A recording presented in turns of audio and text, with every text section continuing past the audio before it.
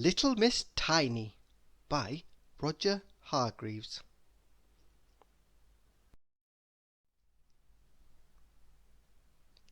Little Miss Tiny was extremely small, not very tall at all. She was so very tiny she didn't live in a house. Do you know where she lived? In a mousehole in the dining room of Home Farm.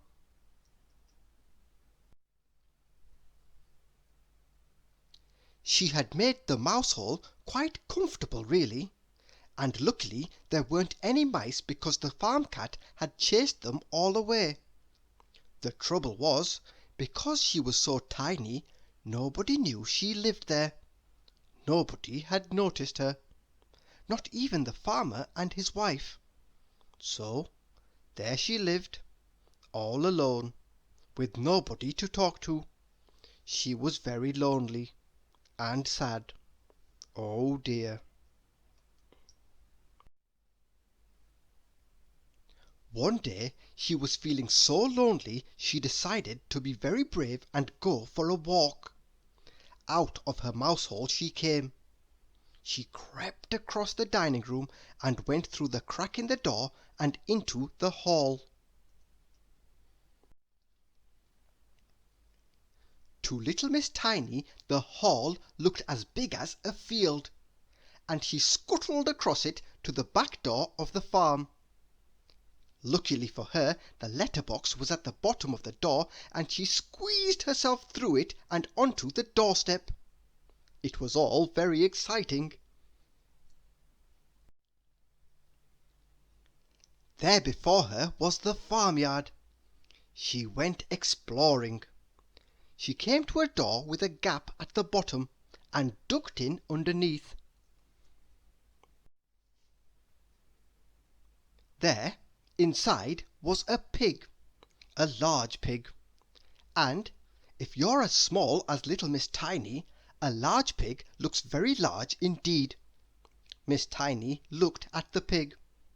The pig looked at Miss Tiny. "Oink!" he grunted, and moved closer to inspect this little person who had entered his sty.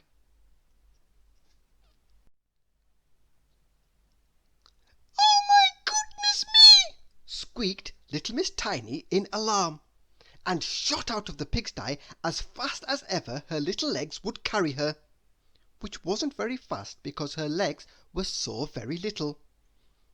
She ran right around the back of the pigsty before she stopped. She leaned against the wall and put her hands over her eyes and tried to get her breath back.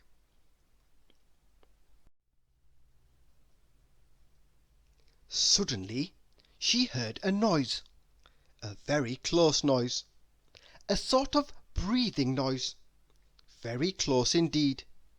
Oh! She hardly dared take her hands away from her eyes, but when she did she wished she hadn't. What do you think it was, there, right in front of her, looking at her with green eyes?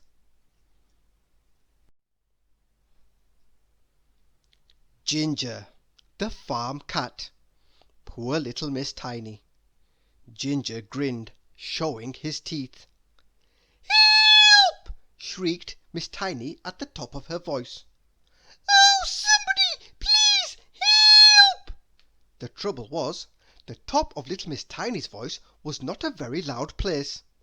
Ginger grinned another grin.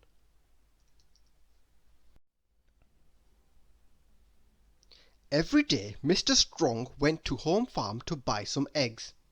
He liked eggs, lots of them. That day he was walking home across the farmyard when he heard a very tiny squeak. He stopped. There it was again, round the corner. He looked round the corner and saw Ginger and the poor trapped little Miss Tiny.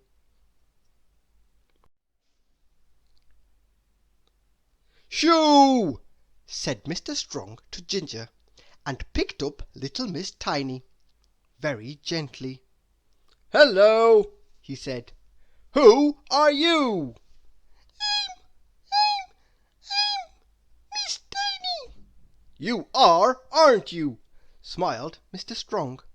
"Well, if I was as tiny as you, I wouldn't go wandering around large farmyards," said Miss Tiny, and told Mr. Strong about how she was so lonely she had to come out to find somebody to talk to. "Oh dear," said Mr. Strong. "Well now, let's see if we can't find you some friends to talk to." And now, every week Mr. Strong collects little Miss Tiny and takes her off to see her friends. 3 weeks ago he took her to see Mr. Funny, who told her so many jokes she just couldn't stop laughing all day.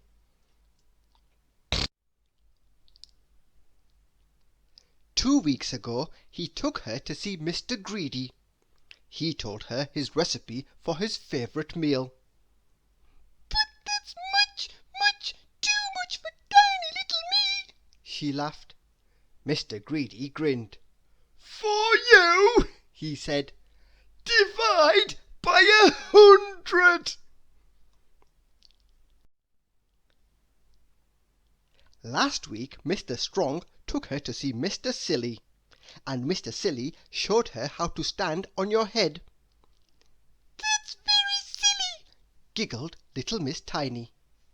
"Thank you," replied Mr. Silly modestly. And guess who she met this week? Somebody who's become a special little friend. "I never thought I'd ever meet anybody smaller than myself," laughed Mr. Small. Little Miss Tiny looked up at him and smiled.